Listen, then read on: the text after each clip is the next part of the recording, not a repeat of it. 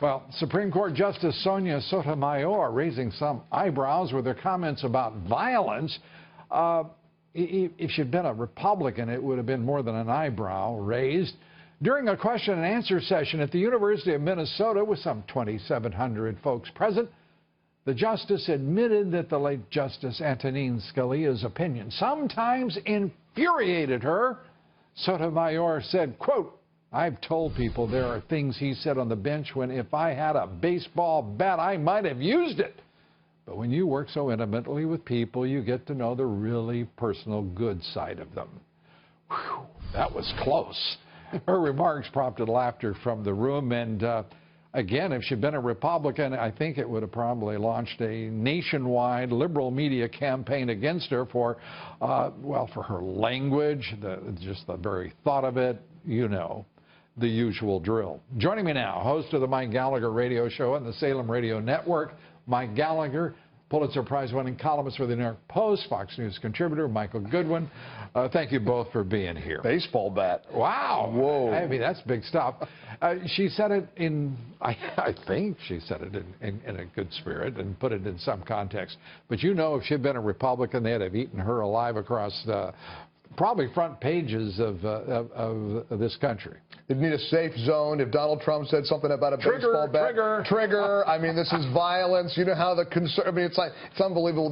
To watch this day unfold the way it has is mind-blowing. It's so stunning to see Trump's point proven for him when he talks about a rigged system, and here they go all day long as if there's some sacrosanct a pledge somewhere that he has to promise that he's not going to be cynical about the election results. Oh, wow. Crazy stuff. You know, we have had people say, I mean, that this was a threat to democracy itself, that it just isn't done, that this is, you know, we're a republic, and, you know, I mean, preposterous, sanctimonious nonsense. What do you make of it? Well, look, I think it's consistent with a long string of things where when Democrats do it, it's okay, it's necessary, it's patriotic. I mean, like Al Gore, 2000. Or even dissent, right? Any kind of dissent from the president is patriotic when Democrats do it, and it's unpatriotic when Republicans do it. I mean, this is the cultural domination that the media, I think, is exercising over this country, and so a lot of things get seen not through a neutral prism, but through a biased prism. Yeah. By the way, I think we're way beyond, in my opinion, folks, bias in the national media. They are complicit. They are defined by it. They are it.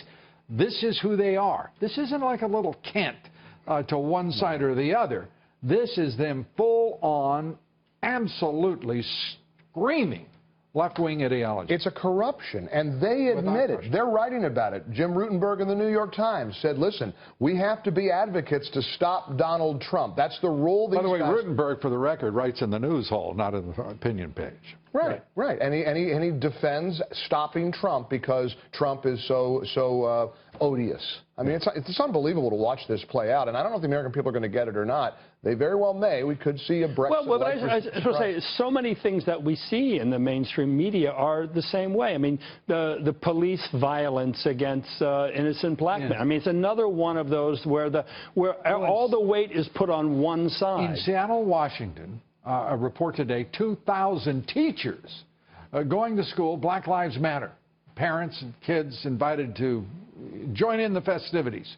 This becomes indoctrination. It has not a dadgum thing to do with education, which, by the way, is lamentably poor in our public schools nationwide. But that doesn't get written about. No, it doesn't get written about. But what does get written about is Donald Trump is caricatured because he said he would not, like some sort of chump, accept any election result that, and we have just gone through and cited chapter and verse the reasons that he has every reason in the world to be suspicious, why every American has a reason to be suspicious of the Democratic Party. They forget that the top three members of the Democratic Party, the DNC chairman, and two others, their top officials, were fired for conspiring and colluding against Bernie Sanders' candidacy in favor of Hillary Clinton. Listen, they all screamed during Bush-Gore, the election was rigged. Look what happened. The election was stolen. Last week, Al Gore on a campaign stop with Hillary Clinton, nodding at his side, saying, you know, I should have won. Don't ever let this happen to me. Are you kidding me? Trump says it, and the sky falls in. You've got to be kidding. Lou, I'd like to I mentioned to you earlier, but there's a wonderful column online by Steve Carter about the history of people contesting elections in this country. I mean, it happens not only online, constantly. it's on Bloomberg. Yeah, I think we need to give them credit for that. Sure. And it goes back to John Quincy Adams. I mean, there are many elections have been contested, and that's just the presidential level. But how in the world can the liberal media, with a straight face, be clucking and admonishing Donald Trump when he's doing A, the smart thing, B, the right thing, C, the historical thing, and absolutely they ignore history, context, and his responsibility to his voters? And the answer is they want to stop him at all and any costs, whatever it takes. And by the way, when you hear that kind of clucking, you're listening to or reading people who are part of the problem. And the problem is very real, it is very big, and everyone should be skeptical in this day and age because of what the national liberal media has forfeited, and that is the public's trust. Mike Gallagher, Michael Goodwin, thanks for being here. Thanks, Lou. We appreciate it. Take care.